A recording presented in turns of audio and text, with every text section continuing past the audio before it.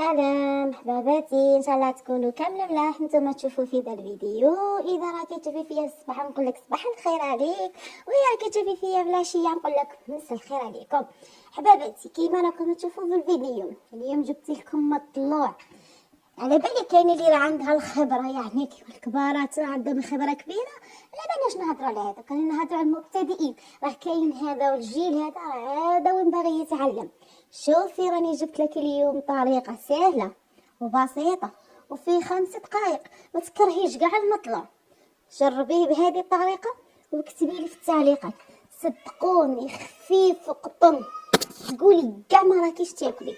راح شوفي تاكلي منه تحسي روحك ما كيش تاكلي مني، خفيف بزاف. الوصفه سهله، الطريقه بسيطه، غير تبعي الفيديو للاخير وشوفي خطوه بخطوه باش تتعلمي تخدمي مطلوع الكوشه ولا المطلوع عادي. كيما راكم تشوفوا نحتاجو هنا اول حاجه ماء دافي، ونديرو هنا خمارة الخبز.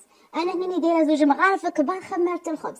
خمارة الخبز هذه حسب الجو، اذا كان بارد عندك بزاف ديري هكا حتى 3 مغارف، اذا كان عندك بارد عندك دافي نقصي في خمارة الخبز. انا درت 2 مغارف خمارة الخبز، 3 مغارف صغيره سكر، وخلطت هذا المكونات كامل مع بعضها وخليتها غير شويه تفائل برك الخميره، ومن بعد نبدا نضيف في الكميه تاع الماء اللي راني باغيتها انا غير شويه، ما نديروش الماء بزاف. اللي هنا شندير درت انايا مغرف كبيره تاع زيت عادي، زيت نباتي كيما راكي تشوفين. ودوك حنايا نبدا نضيف الفارينه ولا الدقيق الابيض، كل واحد كيفاش يقول له. ولا هنا نخلط هذه كامل في هذيك الخميره اللي تكون تفاعلت. رايح نديرو نبداو نضيفو دوكا في الماء بالتدريج ويكون الماء دافيه باش نتحصل على القوام تاع العجينه اللي راني باياتو انا، ما يكونش قاصح بزاف وما يكونش طري حتى اللي تلاصق ما تقدريش تخدمي بها. كانك مبتدئه لازم تتعلمي غير خطوه بخطوه. كيما راكم تشوفوا انا راني نضيف الفارينه هنايا، تحصلت على هذا القوام انا راح اكتفي فيه، مانيش رايحه نزيد اكثر من هكا. كيما راكم تشوفوا حباباتي. ولا هنا ندير الملح، عفوا ندير شويه تاع ملح عينك ميزانك. ما نبغيش انا ندير الملح في العجينه لانه راح ينقص من التفاعل تاع الخميره. انا نبغي نديرو غير من بعد. ولا هنا هذه الطريقه اكيده هكا 10 دقائق ولا ما مدات ما جابت، يعني خرجي فيها كاع زعافه كما تقول لكم عبد النور.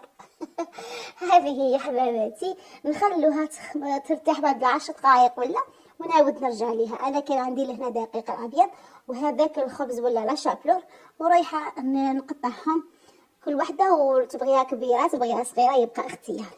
وكي وصلتوا لهنا ما تنسايليش الجيم وما تنسايليش الاشتراك اللي باش نشترك نقول لك مرحبا بك في القناه، واللي معنا من قبل نقول لكم شكرا وراكم منورين القناه.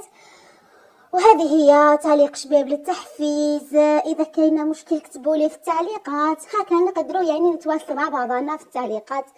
هذه هي حباباتي. واللي ما تعرفش تكتب تقدري ديري لي في كومونتير قلب تعبيرا عن شكرك ليا، وراح نعاود نريبوندي لك انا بقلب شكرا على الامتنان اللي كتيا.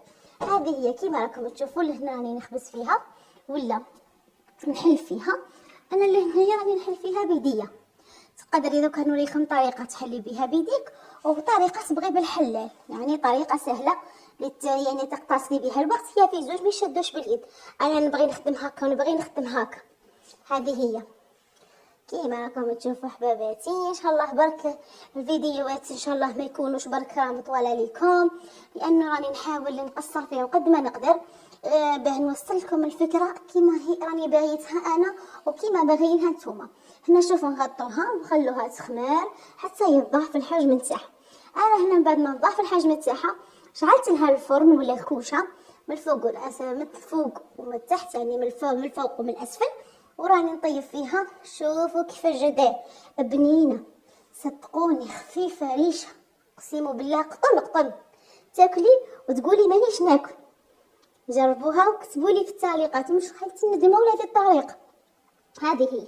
وقبل ما تخرجي اذا ما درتيش الجام ديري الجام حبيبتي، وخلي لي كومنتير الشباب، وان شاء الله يا ربي نكون وصلت الفكره لكم. وفي الاخير سلام.